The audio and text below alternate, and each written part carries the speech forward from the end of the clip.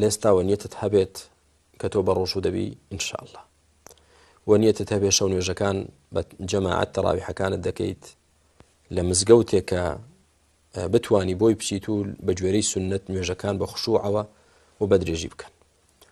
سێهەمیان زۆر لە خزمەت قورئاندا بە. مانجی ڕەمەزان شهر رمضان الذي أنزل فيه القرآن.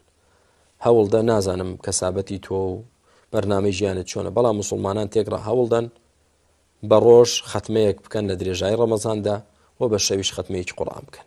خوای گەورە یارمەتیدەری هەمومان بێت. و کەسانێک هەیە زیاتریش دەکەن کە نەشت توانی ڕۆژی جوزئێک هەر بخوێنی جوزئی قورئان.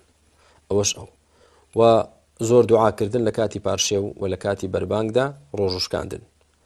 و حوتەمیان هەوڵدەی نوێژەکانت هەمووی بە جەماعەت بکەی. و هەشتەمیان هەوڵدەی سەدەقە و خێر زۆر بکەیت. نۆیەمیان ئیفطار الصائم هەوڵدەی کە خواردن بۆ ڕۆژەوان دابین بکەی یا ئەو شتەی کە ڕۆژی پێدەشتێنن. و دەیەمیان پابەندی زیکرەکانی خوای پەروەردگار بی، یادی خوای گەورە بەیانیان ئێواران بەردەوام بیکەیت ئینشاءالله تعالی. یعنی مە بە کورتی ئەم دەخاڵەت لە بیر نەچێت ئینشاءالله تعالی بەردەوام بی لەسەری ڕۆژانە لە مانجی ڕەمەزان. خوای گەورە یارمەتیدەری هەموو لایەکمان بێت.